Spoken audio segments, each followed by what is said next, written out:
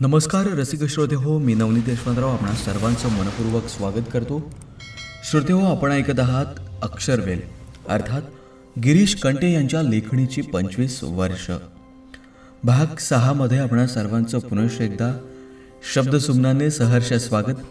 बऱ्याच दिवसांच्या विश्रांतीनंतर पुन्हा एकदा आपण घेऊन आलेलो आहोत नवीन व्हिडिओ.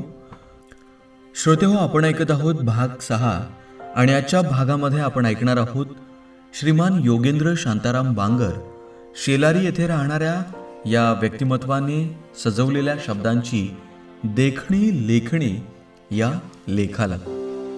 चला लेख सुरू करूयात. जीवन आनंदाने जगावे, उत्साहाने आपली कर्तव्य कर्म पार पाडावी, त्यांचं मानवी प्रेमाच्या व ईश्वर दोस्तीच्या गंधाने मिलन करावे म्हणजे जीवन आनंदाचे माहेरघर होते.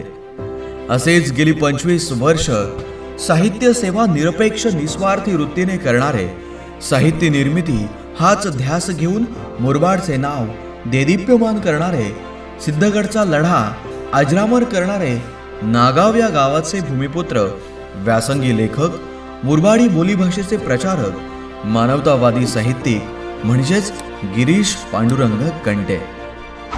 गुलाबाच्या फुलासारखे सदैव टवटवीत मुखकमल प्रदर्शित करणारे गिरीशजी म्हणजेच स्फूर्तीचा जिवंत झराच आहे. त्यांनी साहित्य निर्मिती केली, पण त्याच्याही पुढे जाऊन अनेक नवसाहित्यिकांना प्रेरणा व प्रोत्साहन देऊन त्यांचे साहित्य प्रकाशित करून साहित्य क्षेत्रात मोलाची भर घातली आहे. सागर असतो अथांग, त्याचा एक गुण रत्न मोलाचा. अशीच असंख्य गुणरत्ने या सागरात असतात. त्याचंच नाव साहित्यिक गिरीश कंटे. काव्य प्रतिभा. गिरीश कंटे हे काव्य प्रतिभा लाभलेल्या अत्यंत संवेदनाक्षम व तरल कविता लिहिण्यास प्रसिद्ध आहेत. संस्कृतीमधील त्यांच्या चारोळ्या, संदर्भ बदललेले गावमधील कविता, विविध वर्तमानपत्रे, मासिके, दिवाळी अंक यांमधील कविता त्यांच्या काव्यप्रतिभेची उत्तुंग ध्वजा आहे. अफाट वाचन, अनेक थोर लेखक कवी यांच्याशी असलेला घरोबा, विलक्षण निरीक्षण शक्ती, मानवतावादी दृष्टिकोन, तरलता, शब्दांशी खेळण्याची जादू अशा विविधांगी गुणांमुळे ते अत्यंत प्रगल्भ आणि काव्यलेखन करू शकले. ग्रामीण जीवनातील वातावरण हा त्यांचा कवितेचा आत्मा होय. एक वेगळी शैली त्यांच्या लिखाणामध्ये आढळते. त्यांची लिखाणाची धाटणी इतरांपेक्षा वेगळी आहे.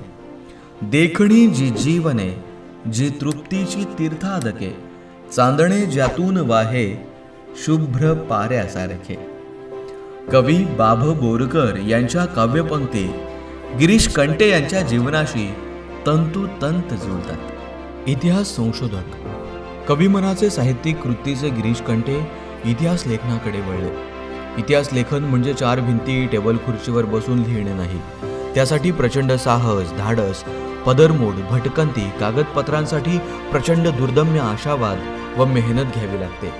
एक एक कागद शोधणे, पुरावा जमा करणे, मौखिक लिखित सत्याचा शोध घेणे या साऱ्या अवघड बाबी इतिहास संशोधक करतात.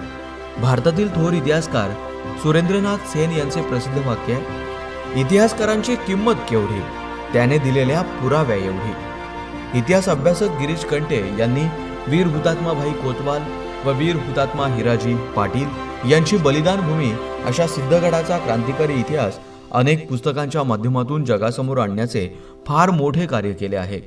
आझाद दस्ता ते इन्क्लाब या पुस्तकांच्या प्रवासात क्रांतीवीर गोमाजी पाटील, बलिदानाचे साक्षीदार क्रांतीवीर भगत मास्तर, वीरपत्नी इंदिराबाई कोतवाल, क्रांतिवीरांच्या स्नुषा अनुसयाबाई जामघरे अशी चरित्रे प्रकाशित करून सिद्धगडाच्या धगधगत्या इतिहासाला लिखित मुद्रित स्वरूपात इतिहासबद्ध करून लढा सर्वदूर नेण्याचे खूप मोठे कार्य त्यांनी केलेले आहे. परंपरेच्या स्मृती जागवल्या. स्थानिक लोकसंस्कृती ही मौखिक स्वरूपात एका पिढीकडून दुसऱ्या पिढीकडे वारसा रूपाने जात असते. परंतु बदलत्या जीवनशैली व आधुनिकता यामुळे परंपरा, रूढी, सांस्कृतिक ठेवा या बाबी आता नामशेष होत चालल्या आहेत. शेती मातीचेही संदर्भ बदलत चालले आहेत. या बाबी जतन करण्याचे खूप मोठे कार्य गिरीश कंटे करत आहेत. पारंपरिक लग्नगीते, धवले, गौरी, गणपतीची गाणी शिमग्याची गाणी हा ग्रामीण भागातील मौखिक वारसा ग्रामीण स्त्रियांच्या अभिव्यक्तीचा अविभाज्य भाग आहे. गिरीश कंटे यांनी गावोगावी फिरून अशी गीते गाणाऱ्या महिलांकडून ही गीते स्वतः लिहून घेतली. हा पारंपरिक गेयनं असणारा अनमोल ठेवा लिखित स्वरूपात जतन करून ठेवला आहे. संस्कृती संचनाचे त्यांचे हे कार्य ग्रामीण भागातील इतिहास संवर्धनाचे महत्त्वपूर्ण अंग आहे. कोणतीही कौटुंबिक साहित्यिक पार्श्वभूमी नसतानाही गिरीशजींनी प्राप्त केलेले गौरवास्पद सुयश ही त्यांच्या संघर्षमय जीवनाची रसभरीत कहाणी आहे. मुरबाडी बोली.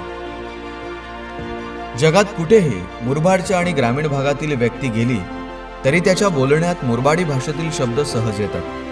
कोणतीही बोलीभाषा ही तेथे नांदत असलेल्या समाज समूहाच्या संकल्पनेचा आधार असतो. गिरीश कंटे यांनी मुरबाडी बोलीभाषेचा सखोल अभ्यास केला.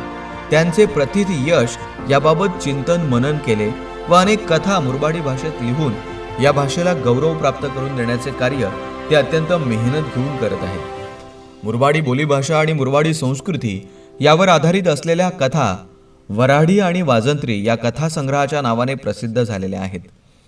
या कथा मुंबई आकाशवाणी ते थेट महाराष्ट्राच्या साहित्य विश्वात मानाचे सुवर्णपान म्हणून गणले जातात. शेती मातीशी नातं सांगणारा हा लेखक आपल्या लेखणीची 25 वर्ष पूर्ण करीत आहे.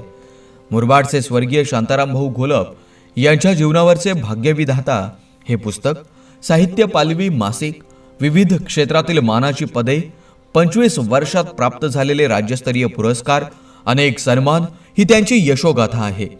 सांगायचं इतकंच की माणसाजवळ जिद्द, जिज्ञासा, चिकाटी, आत्मविश्वास असेल तर तो स्वतःचे नवीन जग निर्माण करू शकतो. याचे जिवंत उदाहरण म्हणजे गिरीशजी कंटे. अनंत आमुची ध्येय शक्ती, अनंत आमुचा आशा, किनारा तुला पामराला.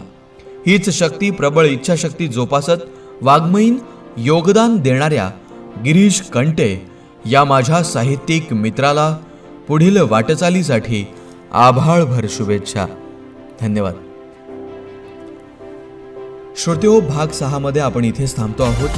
भाग 7 मध्ये ऐकायला विसरू नका महाराष्ट्राचा लाडका गायक अर्थात आवाज महाराष्ट्राचा विजेता गायक श्री महेशजी कंटे यांच्या शब्दांनी सजलेलं नाते साहित्याशी हे शब्द प्रपंच.